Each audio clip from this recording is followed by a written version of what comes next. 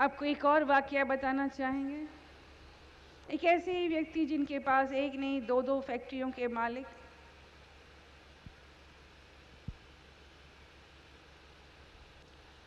उम्र हुई तो बच्चों ने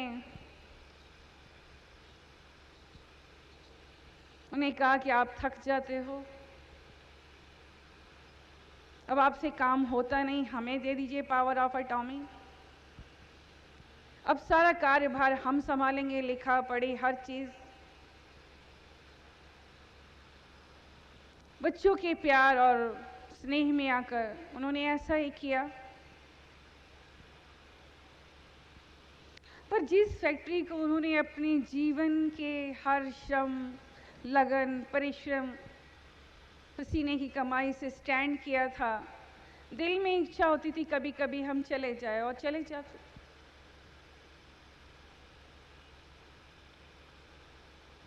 मन करता उस लेबर के साथ जो फैक्ट्री में कार्य करती है उनसे हम मिलें, बात करें। पर पुत्र इस बात की इजाजत नहीं देता कि आपको बात करने का सलीका नहीं है, लेबर नाराज हो जाती है, आप यहीं बैठे, आप कहीं जाए नहीं। हमारे पास आए, रोते थे।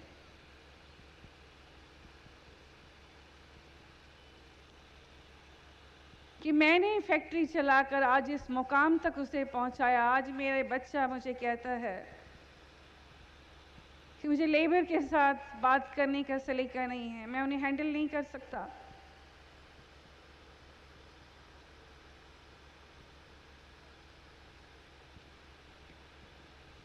धीरे धीरे दिमागी तौर पर वो मानसिक रूप से बीमार होते चले गए।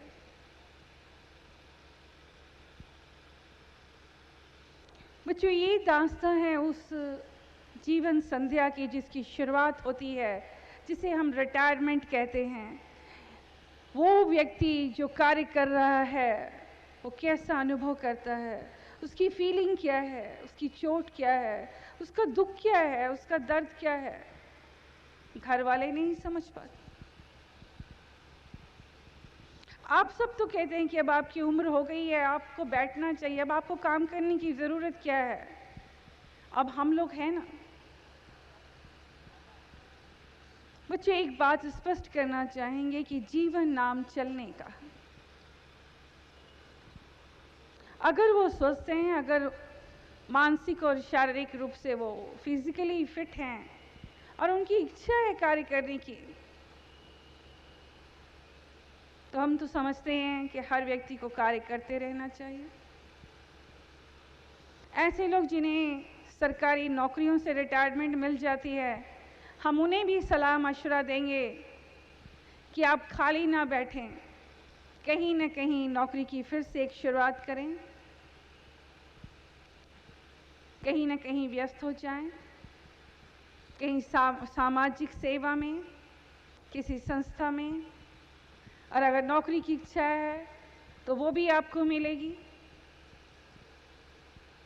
मन तरोताजा होना चाहिए, मन में उमंग होनी चाहिए,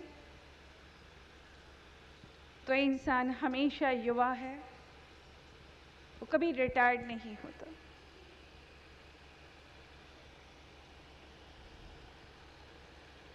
बच्चों, रिटायरमेंट के बाद अगला पड़ाव आता है रिश्तों का सत्य, रिश्तों की सच्चाई जो आपके सामने आती।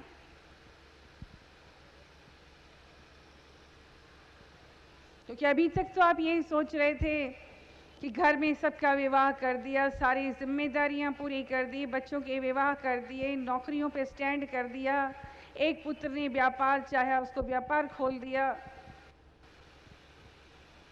अब मैं सारी जिम्मेदारियों से मुक्त हो गया।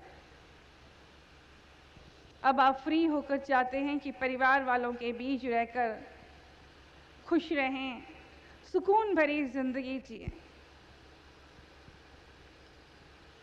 अब आता है आपका रिश्तों के बीच आमना सामना।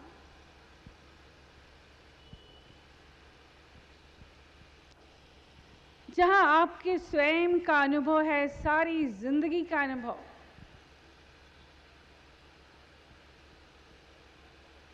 और इधर आपके घर में बहू आई है नई नई।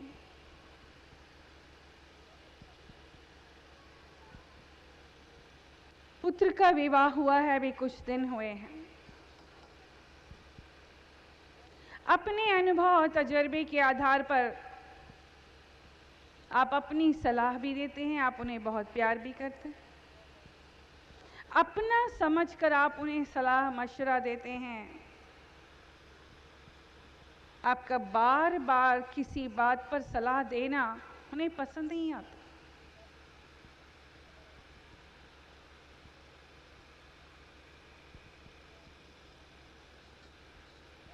कारण क्या हर व्यक्ति खुद को श्रेष्ठ मानता है? हर व्यक्ति अपने अनुभव को श्रेष्ठ मानता है, दूसरे के अनुभव को नहीं। आप अपने अनुभव को श्रेष्ठ मानते हैं, सारी जिंदगी के तजर्बे को, और आज की जनरेशन अपनी शिक्षा को, अपनी पढ़ाई को श्रेष्ठ मानती है, अनुभव उनके पास नहीं है।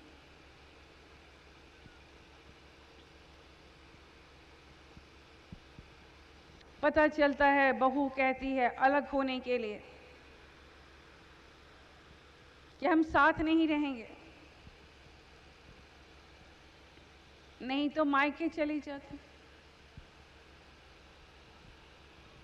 बहुत से माता पिता आते हैं, रोते हैं, बिलखते, पता नहीं क्या बात हो गई, ऐसा कुछ भी नहीं कहा था, और बहू मायके चली गई।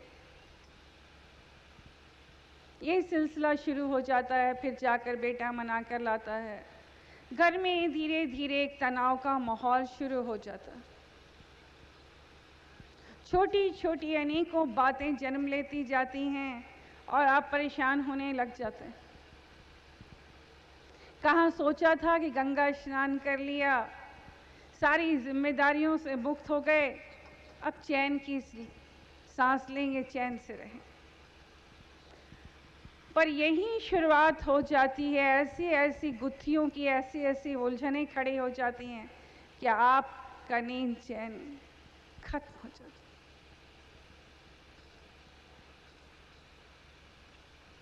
हमारे पास फोन आते हैं, माता जी आप अरदास करिए, हमारे बहू बच्चों को समझ आए, घर लौट कर आ जाए। आपकी समाज में, सोसाइटी में अपनी एक अहमियत है। समाज में लोग पूछते हैं, भाई बहू इतने दिन हुए कहाँ चली गई, आई क्यों नहीं?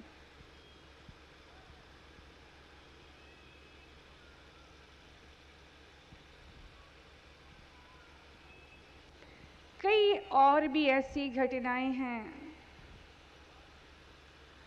कहानियां एक नहीं अनंत हैं।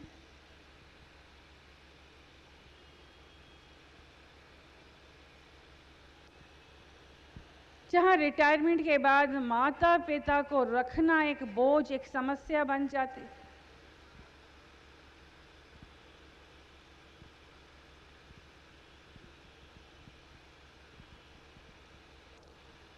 अगर 4-5 पुत्र हैं तो आपस में ये विचार करते हैं कि 6-6 महीने के लिए हम लोग माता पिता को रख लेंगे, 6 महीने मैं रखूंगा, 6 महीने तुम रखना, 6 महीने तुम रखना।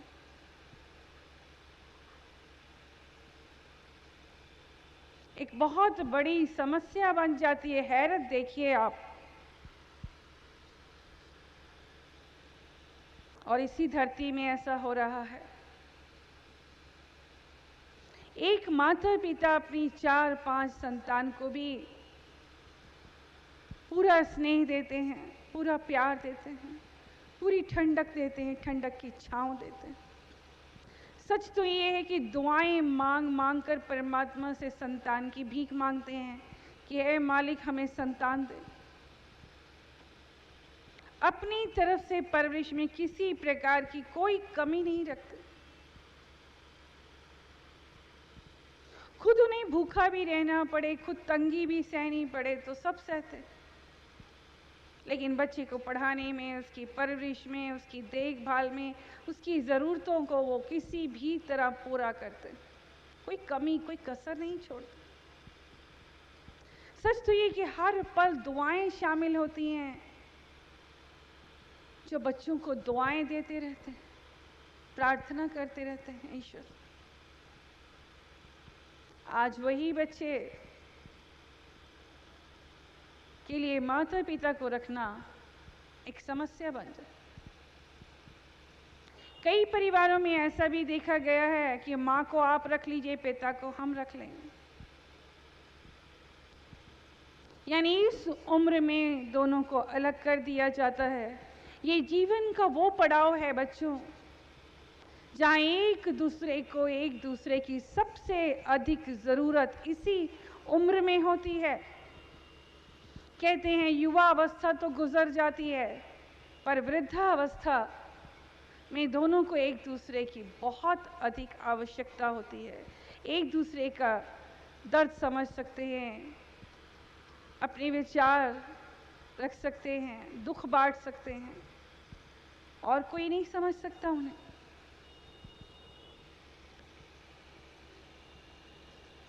बच्चों, इस तरह की कहानियां बेशुमार हैं, जहाँ माता पिता को इस वृद्धावस्था में कभी 6 महीने यहाँ, कभी 6 महीने वहाँ, कभी 6 महीने यहाँ रह कर जीवन गुजारना पड़ता है।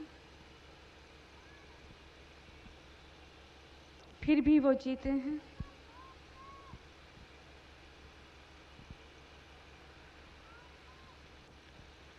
बहुत से ऐसे भी हैं जो सामाजिक लोक लाज के कारण अपने माता पिता को अपने पास रखते हैं। उनका एक ही संतान है, एक ही पुत्र है, इसलिए उसे मजबूरन रखना पड़ता है।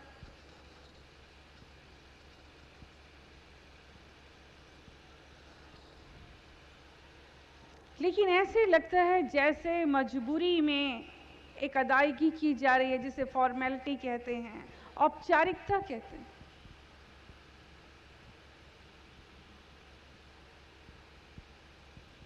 हम बताना चाहेंगे ऐसे बुजुर्गवार भी आए, आकर रोए, गिड़गिड़ाए, कहने लगे माता जी हमें मौत दे दीजिए,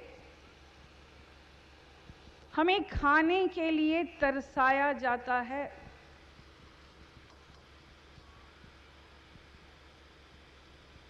गौर कीजिएगा कि हमें खाने के लिए भी तरसाया जाता है। जानते हैं क्यों?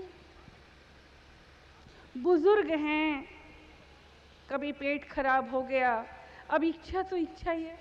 कहते हैं बुढ़ा और बच्चा एक बराबर।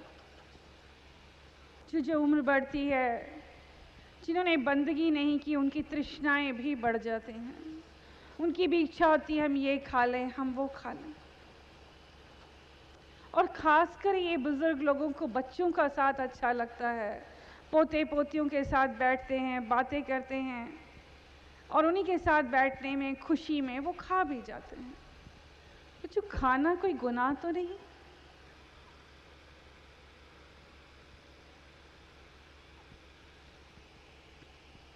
अगर घर के लोगों से कहा जाए, वो कहते हम भी सही हैं, हम गलत नहीं हैं, हम इन्हें रोक टोक नहीं करेंगे तो फिर इनका पेट खराब होता है, वो कौन संभालेगा?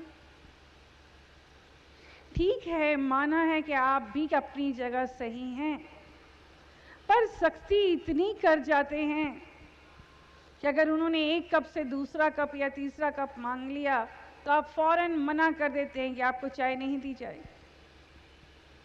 आपकी खाने की इच्छा हुई तो मना कर दिया जाता है, आपको समय से ही भोजन दिया जाएगा, ज़्यादा मत खाइए, आपको हजम नहीं होता। कुछ इस तरह तरसाना गलत है। अगर कोई भी व्यक्ति हो, बुजुर्ग हो, बूढ़ा हो, जवान हो, बच्चा हो, अगर अंदर से उसकी इच्छा हो रही है किसी चीज़ को खाने की, उसे मना मत कीजिए, यकीनन उसे हजम हो जाएगा।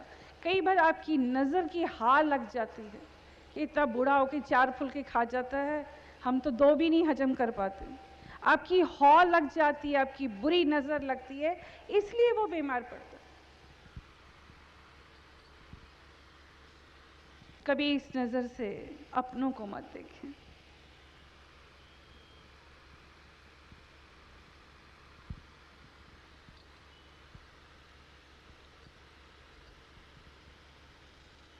फिर से दोहराना चाहेंगे कि अंतर से अगर इच्छा हो रही है, उनकी चाहत है, वो जो मांगे खुशी से दीजिए। यहाँ स्पष्ट करना चाहेंगे कि जीते जी आप उनके साथ बदसलूकियां करते हैं। पड़ोस में देखा, याद आ रहा है।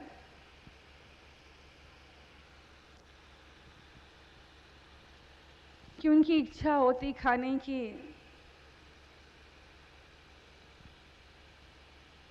तो फ्रिज से निकाल कर दूध पी लेती, बर्फ डालकर कुछ भी, तो घर के लोगों को आफत हो जाती। क्या आप दूध पी रही हैं, पेट खराब होगा तो मुश्किल हम लोग को है।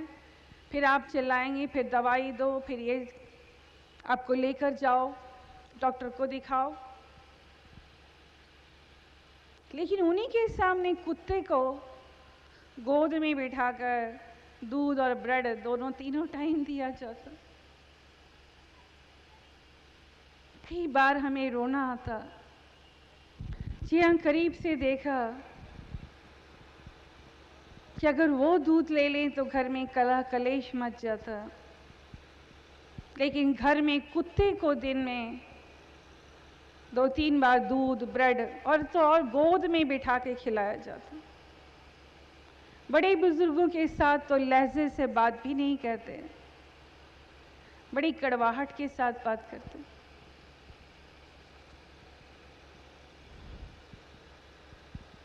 बच्चों, अगर ये बीमार हो जाएं, कई बार तो आप दवा ला देते हैं और कई बार झुंझलाहट में कहते हैं कि अब आपने क्या ठीक होना है, बुढ़ापे में आपको रोग नहीं होगा तो और क्या होगा, अब ऐसे ही चलना है। घर के लोगों से बस कह देना कोई ज्वाइन है, कुछ है, दे दो इनको, आराम करने के लिए बोलो। यानी कि दवाई लाना भी आपको गवारा नहीं। और घर में अगर छोटे बच्चे को जरा सी खांसी भी आ जाए, भागते हैं डॉक्टर के पास। बूढ़ा सारी रात खांसता है, आपको परवाह नहीं होती। बच्चों, ऐसा क्यों? क्या किसी को बचपन नहीं याद कि कभी आप बीमार पड़े हो तो माँ बाप आपके लिए कैसे दौड़े थे? आपने कभी कोई फरमाइश की तो उन्होंने कैसे आपकी फरमाइशें पूरी की? क्या कभी किसी को वो बचपन याद नहीं? आज उनका वक्त आया तो आप ऐसा व्यवहार करें।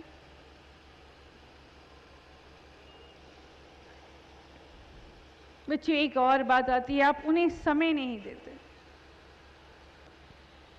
बुजुर्गों के पास बस एक ही आस होती है, वो अपने बच्चों के लिए जिंदा रहते हैं।